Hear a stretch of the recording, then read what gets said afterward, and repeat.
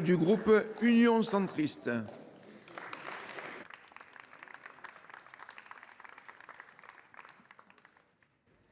Monsieur le Président, Monsieur le Ministre, Monsieur le Président de la Commission, Monsieur le rapporteur, chers collègues, le groupe centriste approuvera aussi la proposition de loi présentée en matière de lutte contre le terrorisme pour deux raisons. Première raison, ce que j'appellerais une position de responsabilité. Deuxième raison, l'intérêt d'une boîte à outils. Une position de responsabilité d'abord. Le terrorisme est toujours présent en France et vous nous avez, Monsieur le Ministre de l'Intérieur, tracé la semaine dernière un tableau de la menace, de son évolution. Le Sénat est dans son rôle de se poser la question: avons-nous tout fait pour lutter contre le terrorisme? Chacun a compris que les mesures qui vous sont proposées sont issues du Parquet national antiterroriste et de la DGSI. Et si nous reprenons ces suggestions, c'est par souci de responsabilité, la position de responsabilité que j'évoquais en exergue.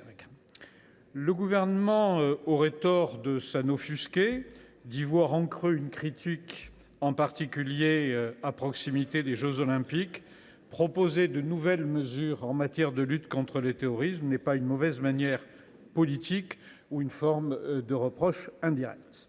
Le Parlement n'a jamais perdu de vue l'importance de la lutte contre le terrorisme. Depuis 2015 et les mesures de l'état d'urgence, la loi dite SIL de 2017, la loi de 2020 et plus récemment la loi de 2021 sanctuarisant les mesures dites Micas. Ce qui me permet d'aborder la logique de boîte à outils. Tout ce qui vient supprimer des angles morts dans la lutte contre le terrorisme est à prendre en considération, notamment quand cela vient de nos meilleurs policiers et de nos magistrats spécialisés. Notre groupe retient essentiellement deux mesures dans la boîte à outils. 1. La mesure de sûreté. 2. La détention de contenus dits faisant l'apologie du terrorisme. Le diagnostic est partagé. La menace a changé en matière de terrorisme. Elle a changé avec des fins d'emprisonnement programmées de personnes qui ont été condamnées à de très lourdes peines et qui sont restées dans une idéologie radicale, ou des personnes atteintes de troubles psychiques. Ces types de profils sont prédominants dans les passages à l'acte et l'énoncé ne fait pas de nous des adeptes d'une justice dite prédictive, puisque c'était l'observation du garde des Sceaux la semaine dernière. Alors vous nous avez proposé, monsieur le rapporteur, de rendre plus opérationnelle la mesure de sûreté, de l'objectiver avec soit une probabilité plus élevée de récidive, soit la notion d'adhésion avérée à une idéologie radicale. Vous nous avez proposé d'exclure les mesures de surveillance les plus attentatoires aux libertés individuelles et de limiter aussi aux seuls condamnés pour des crimes à caractère terroriste avec un haut niveau de sanctions. En résumé, vous avez proposé d'assortir la mesure de sûreté de garanties importantes. Dans le cadre de la boîte à outils figure aussi, comme deuxième mesure importante, la pénalisation de la détention de contenus faisant l'apologie du terrorisme. Que peut faire, mes chers collègues, la société si, à l'occasion d'une visite domiciliaire, est révélée la détention ou l'enregistrement de données à caractère terroriste dans l'ordinateur ou sur le mobile de l'intéressé? À l'instant présent, rien.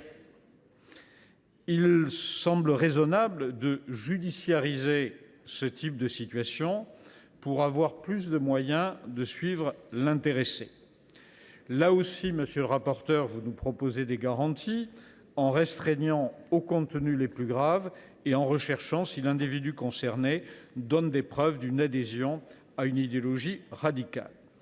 Contrairement à ce qui a pu être dit, le Conseil constitutionnel n'avait pas censuré en 2020, mais émis une réserve d'interprétation.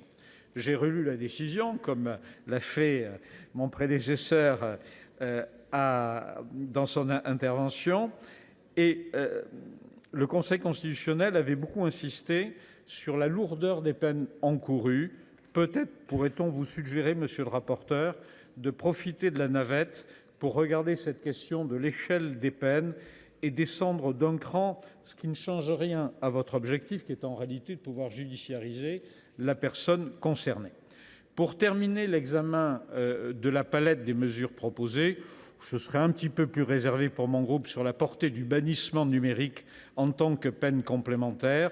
Je vois mal ce qui interdira aux intéressés de créer des profils successifs. De même, je mesure assez mal la portée de l'interdiction de paraître dans les transports en commun, même si nous comprenons, chers collègues porteurs de la proposition et chers rapporteurs, que vous avez en tête la sécurité des Jeux olympiques.